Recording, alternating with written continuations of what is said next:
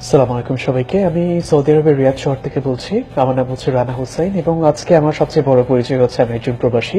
যেহেতু আমি প্রবাসীদেরকে নিয়ে আজকে দুই একটা কথা বলতে চাই। আর আজকে আমি কোন ব্যাপারে কথা বলবো তা হয়তো আপনারা এতক্ষণে বুঝে গিয়েছেন। কেউ কাউকে সময় দিতে পারবে না, এটা তো আসলে কোনো বিয়ে হচ্ছে তাদের বিয়ে করারই দরকার নাই। সেক্সুয়াল ট্রান্সমিটেড ডিজিজ এটা বাংলাদেশের চেয়ে অন্যান্য দেশের বেশি হয়ে থাকে। একটা পাগলকেও যদি ক্যামেরার সামনে দাঁড় করিয়ে দিয়ে কিছু বলা হয় যে এই পাগল তুমি কিছু একটা বলো, সে যতটুকুই বুঝে সে কিন্তু চেষ্টা করবে যে কিছু একটা বলার জন্য। যাই জানুক, সে বুঝুক আর না বুঝুক, হোক সেটা যৌক্তিক বা অযৌক্তিক, কিছু একটা বলার চেষ্টা করবে। প্রবাসী ছেলেদেরকে কেন বিয়ে করা যাবে না, এবং তিনি কিছু আপুদেরকে কিছু প্রশ্ন করেন এবং আপুরা তাদের মতো তাদের মত মতো সেই কথাগুলোর রিপ্লাই করেন যে কেন প্রবাসী ছেলেদেরকে বিয়ে করা যাবে না। তা আমি আসলে সেই সব আপুদের এবং ওই উদ্দেশ্যে কিছু কথা বলবো আজকে। তো ভুল ত্রুটি হলে অবশ্যই ক্ষমার দৃষ্টিতে দেখবেন, কারণ আমি তো আসলে প্রফেশনাল কেউ না। তো অ্যাজ এ প্রবাসী আমার কাছে মনে হলো যে আমার এই কথাগুলো বলা উচিত, তো সেই কারণে আজকে ভিডিওটা বানানো। আশা করি আপনাদের ভালো লাগবে, আর যদি ভালো লাগে তাহলে অবশ্যই আপনারা শেয়ার করতে ভুলবেন না, কারণ সবাই দেখুক, জানুক এবং বুঝুক। ধন্যবাদ সবাইকে। তো চলুন আমরা ভিডিওতে চলে যাই। ও মেয়েরা কেন প্রবাসী ছেলেদেরকে বিয়ে করতে চায় না? আমার মতে ভাইয়া নিজের দেশের মানে ছেলেদের উপর বা নিজের দেশের মানুষের উপর অন্যরকম একটা টান থাকে, আর তাদের উপর একটা মানে বিশ্বাস থাকে যে হ্যাঁ এই ছেলেটার সাথে আমি পারবো, আমার ফুল লাইফ মেনটেন করতে আমি পারবো। এই জন্য আসলে মেইনলি নিজের দেশটাকে মানে বেশি মানে প্রায়োরিটি দেয় মেয়েরা। নিজেদের দেশের ছেলে, so what do you mean by নিজেদের দেশের ছেলে? আমি কি বাংলাদেশের ছেলে না? আমি কি আপনার দেশের ছেলে না? হতে পারে সাময়িক অর্থনৈতিক সমস্যার জন্য হোক, পারিবারিক সমস্যার জন্য হোক, বা বাংলাদেশে ভালো জব না পাওয়ার জন্য হোক, আমি এখন প্রবাসী, তাই না? আমার মতো এরকম হাজার হাজার লক্ষ লক্ষ মানুষ প্রবাসী। তো তারা কি সবাই আপনার দেশের ছেলে না? আপনি কি বলতে চাচ্ছেন যে তারা বাংলাদেশী না? অ্যাকচুয়ালি আমাদের বাংলাদেশে অনেক যোগ্যতা সম্পন্ন ছেলে আছে। তার মানে প্রবাসে যারা থাকে তারা কি সবাই অযোগ্য? সেটাই বলতে চাচ্ছেন আপনি? আর সাপোজ বাংলাদেশের একটা ইঞ্জিনিয়ার কত টাকা বেতন পায়? আমি কাউকে ছোট করছি না, my bad if I do that. যদি আপনাদের কারো মনে হয়ে থাকে যে আমি আসলে কাউকে ছোট করছি, তাহলে আমাকে ক্ষমা করে দিবেন। আর তার থেকে অনেক কম যোগ্যতা নিয়ে এসেও প্রবাসী মানুষ অনেক বেশি টাকা কামায়, হয়তো এই জন্য যে এই টাকাগুলো দিয়ে সে বাংলাদেশে কোনো কোথাও ইনভেস্ট করবে এবং সে তার পরিবার বা পরিজন নিয়ে ভালো থাকবে, তাই না? তো এটাও কিন্তু একটা কারণ হতে পারে। আর অনেক কারণ আছে যে আমাদের বাংলাদেশিরা তাদের যোগ্যতা অনুসারে সেই বেতনটা পায় না, স্যালারিটা পায় না। সেই কারণে তারা ইচ্ছে করে বা অনিচ্ছাতেও প্রবাসে গিয়ে কিছু একটা করার জন্য চেষ্টা করে, তাই না? সেটাও কিন্তু একটা কারণ হতে পারে। So you miss that point. এটা হচ্ছে প্রথমত আমি বলবো যেটা ইদানিং যেই একটা কমন বিষয় চলে আসছে, সেটা হচ্ছে যে সেক্সুয়াল ট্রান্সমিটেড ডিজিজ এটা বাংলাদেশের চেয়ে অন্যান্য দেশের বেশি হয়ে থাকে। তো দেখা যাচ্ছে যে আমাদের দেশের কালচারের মেয়েরা যেই ড্রেস পরে, ওনারা এসে উন্নত ড্রেস পরে এবং তারা মেয়েদের প্রতি আকৃষ্ট হয়ে পড়ে। তো আমি একটু আগে ইউনিসেফের একটা রিপোর্ট পড়ছিলাম, দেখতে পাচ্ছেন ইউনিসেফের একটা রিপোর্ট। তো এইখানে আমি জাস্ট এইচআইভি, এইডস কিংবা এসটিডি নিয়ে ওদের কিছু রিসার্চ আমি দেখতেছিলাম। তো সেখানে দেখা গেল যে আমাদের বাংলাদেশে যে প্রথম এইচআইভি এইডস পেশেন্ট পাওয়া যায়, ডিটেক্ট করে, এটা হচ্ছে the first case of HIV and AIDS in Bangladesh was detected in 1989। তো তখন থেকে এখন পর্যন্ত এখানে ওরা একটা সার্ভে করেছে, হচ্ছে the overall prevalence of HIV in Bangladesh is less than 1%. However, high level of HIV infection has been found among injecting drugs, and the most is the part of capital in Dhaka. তার মানে আপনি যে শহর থেকে ইন্টারভিউটা দিয়েছেন, ঢাকা শহর, সেই ঢাকা শহরে কিন্তু এইডস এর বা এই HIV মানে যেটা এসটিডি মানে এই সেক্স ট্রান্সমিটেড ডিজিজের মধ্যে সবচাইতে বেশি মারাত্মক বলে আমরা জানি, সেই এইচআইভির সবচাইতে বেশি সংখ্যক ইনফেক্টেড পিপল হচ্ছে ঢাকা শহরে। আরেকটা জিনিস আপনি এখানে খুবই অবাক হবেন আপু, স্পেশালি আপনাকে উদ্দেশ্য করে বলছি, যে এখানে মোস্টলি হচ্ছে ড্রাগস নেয়। এখানে 70% হচ্ছে female users. Can you believe it? আর আপনি যদি বিলিভ না করেন তাহলে গো টু গুগল আর সার্চ করেন HIV and AIDS in Bangladesh লিখে, আপনি পিডিএফ এই ফাইল পাওয়া যাবেন, দেখেন। আর এখানে কিন্তু দুঃখের ব্যাপার হলেও সত্য যে মেয়ে মানুষের সংখ্যাটাই বেশি।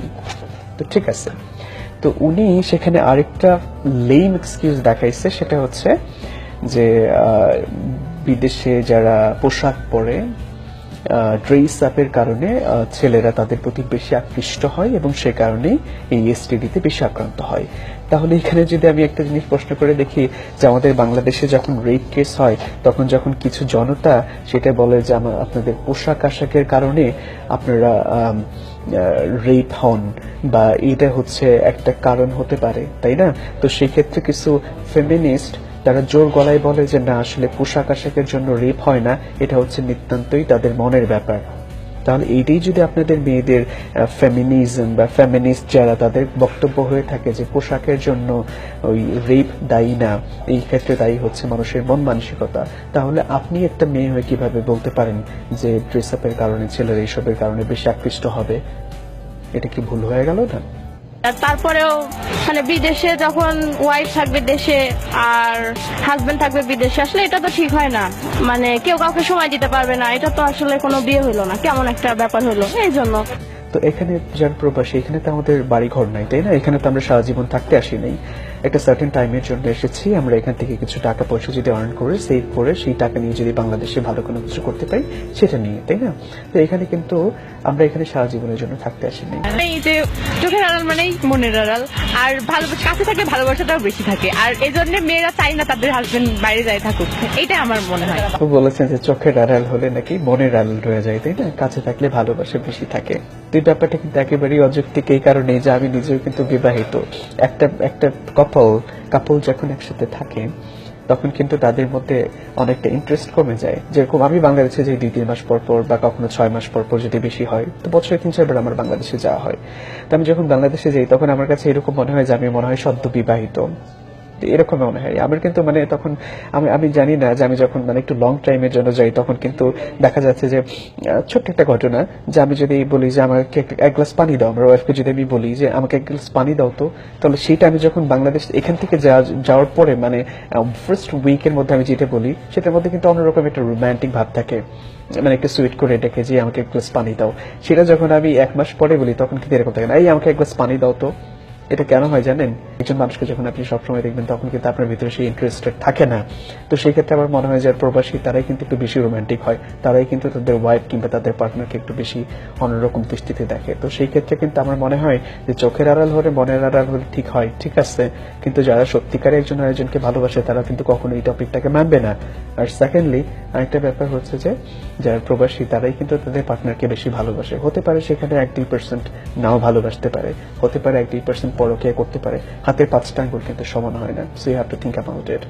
বয়স 50-60 হয়ে গেলেও তাদের বিয়ে হয় না, তো তাদের কি মানে করণীয়টা কি বলে মনে করেন? তাদের কি আর করার, তাদের বিয়ে করারই দরকার নাই। কেন আপু? আপনাকে একটু মনে করাই দিব যে আমাদের রেলমন্ত্রী কত বছর বয়সে বিয়ে করেছেন, সেটা মনে করিয়ে দিব। কেন বিয়ে করেছেন আপনারা? মানে আপনার মতোই তো একটা মেয়ে তাকে বিয়ে করেছে, টাকার লোভে নাকি সে মন্ত্রী সেজন্য? আচ্ছা ঠিক আছে, সেটাই বাদ দিলাম। এখন আমরা একটু অন্যরকম, মানে একটা লেখক বা ঔপন্যাসিক আমাদের হুমায়ুন আহমেদ স্যারের কথাই বলি। সে কেন শাওন, মানে তার আর শাওনের কথা তো আমরা সবাই জানি, তাই না? তো তাহলে কি তার কি বয়স 50-এর বেশি ছিল না? আচ্ছা যাই হোক, শাওন কি অশিক্ষিত? সেটাও কিন্তু না। সো এটাও নিতান্ত মনের ব্যাপার। সো আপনি এই ক্ষেত্রে বলতে পারেন না যে তাদের আর বিয়ে করার দরকার নেই। আমার পরকীয়টা বেশি হচ্ছে, রাইট? পরকীয়ার ব্যাপারটা তো আসলে এটা মনের, দূরের তো এটা আসলে ম্যাটার করে না, সবকিছু মনের ব্যাপার। তো পরকীয়াটাও এটা মনের ব্যাপার, ইচ্ছা অনিচ্ছার ব্যাপার। পরকীয়ার ব্যাপারটা এটা আসলে একটা আপু বলেছেন যে হ্যাঁ এটা নিতান্তই তাদের মনের ব্যাপার। So yes, I agree on that. এটা নিতান্তই মানুষের ব্যক্তিগত প্রেফারেন্স। অনেক সময় থাকে যে একই ছাদের নিচে থেকে একই সাথে থেকেও তারা তাদের অ্যাকাউন্টের সাথে তাদের সম্পর্কটা স্বচ্ছ না, তাই না? তো সেই ক্ষেত্রে আমি বলবো যে এটা আসলে নিতান্তই মনের ব্যাপার। যার চরিত্রের দিক থেকে, মানে চারিত্রিক দিক থেকে যে আসলে স্বচ্ছ না, সে হতে পারে বাংলাদেশে তার হাজবেন্ড ওয়াইফ থাকলেও তারা অন্য কিছু করতে পারে, আবার বিদেশে থাকলেও তারা অন্য কোনো কিছু করতে পারে। এটা হচ্ছে পারিবারিক শিক্ষা, এটা হচ্ছে আপনার নিতান্তই ব্যক্তিগত ব্যাপার, এটা হচ্ছে যে আপনি কি করে আপনার সম্পর্কটাকে ভ্যালু করেন বা ভ্যালু দেন। সেই ক্ষেত্রে আমি কোনো কমেন্ট করতে চাই না। So you know the answer. বিয়ের পরে একটা মেয়েকে তো যার সাথে বিয়ে দেয় সেই ছেলেটার হাতে তুলে দেয়। তো সেই ছেলেটা যদি দূরে থাকে, বিদেশে থাকে, তাহলে অপরিচিত একটা ফ্যামিলির সাথে কিভাবে নিজেকে অ্যাডজাস্ট করে নেবে? নির্যাতনের শিকার হতে। হ্যাঁ, শ্বশুরবাড়িতে নির্যাতিত আর কি শিকার হতে পারে। বা যে কিছু ইনসিডেন্ট যে আমরা দেখি যে শ্বশুর শাশুড়ি তারপরে হাজবেন্ড একসাথে নির্যাতন করে মেরে ফেলেছে যৌতুকের জন্য, এটার জন্য সেটার জন্য, ওই সব ছেলে কিন্তু প্রবাসী না, তাই না? সো এইটাও কিন্তু একটা নিতান্ত আপনার ব্যক্তিগত ব্যাপার। সো ওভারঅল আমি যে ব্যাপারটা আপনাকে বলতে যাব যে আমরা প্রবাসী যারা আছি তারা কিন্তু আসলে কেউ ইচ্ছে করে এখানে আসি নাই। আমরা যদি ভালো কিছু করতে পারতাম বাংলাদেশে, আমাদের সরকার যদি আমাদেরকে ভালো কোনো কর্মসংস্থান করে দিত according to our qualification, Bangla যে এখান থেকে আমরা আর্ন করতে পারছি সেই অ্যামাউন্ট যদি আমরা আর্ন করতে পারতাম লিটল বিট মোরলেস, তাহলে কিন্তু আমরা নিজের জন্মভূমি, নিজের দেশ, নিজের বাড়ি, নিজের বন্ধু বান্ধব, নিজের পরিবার ছেড়ে আমরা এখানে আসতাম না। আসলে আমরা প্রবাসীরা খারাপ না, ঠিক আছে? আপনারা যদি আমাদেরকে খারাপভাবে রিপ্রেজেন্ট করতে চান তাহলে এটা আপনাদেরই দুর্বলতা। আমরা কিন্তু বাংলাদেশের বৈদেশিক রেমিটেন্স বা বাংলাদেশের অর্থনীতিকে অনেক অনেক আগিয়ে রেখেছি, তাই না? এই জিনিসটা বিবেচনা করতে হবে। সো আমি আসলে কাউকে ছোট করতে চাই নাই বা এখনো চাই না। আমার ভিডিওতে যদি আপুরা বা অন্য কেউ ছোট হয়ে থাকেন তাহলে আমি নিতান্ত আপনাদের কাছে ক্ষমা প্রার্থী। আর একটা কথা আমি সবসময় বলবো আমাদের প্রবাসী ভাইদেরকে, যে যেখানেই আছেন, যে আপনারা এইসব লেম ভিডিও দেখে মন খারাপ করবেন না, মন ছোট করবেন না। আমরা যেটুকু করছি, আমরা যে স্যাক্রিফাইসটুকু করে যাচ্ছি প্রতিদিন প্রতিনিয়ত, এটা কিন্তু শুধুমাত্র আমরাই জানি। সো এইসব ব্যাপারে নিজেদেরকে ছোট করার বা নিজেদেরকে ছোট মনে করার, নিজেদের কষ্ট পাওয়ার কোনো কারণ নেই। আপনাদের সবাইকে আমার সালাম থাকবে। আপনারা যে যেখানে আছেন সবাই ভালো থাকুন, সুস্থ থাকুন। আর সবচেয়ে বড় কথা হচ্ছে যে আমি আপনাদের জন্য দোয়া করি, আমার জন্য সবাই দোয়া করবেন। আর ভালো থাকবেন সবাই। তো যদি আমার কথাগুলো ভালো লাগে তাহলে লাইক করবেন, শেয়ার করবেন আর সবাইকে দেখার সুযোগ করে দিবেন। ধন্যবাদ।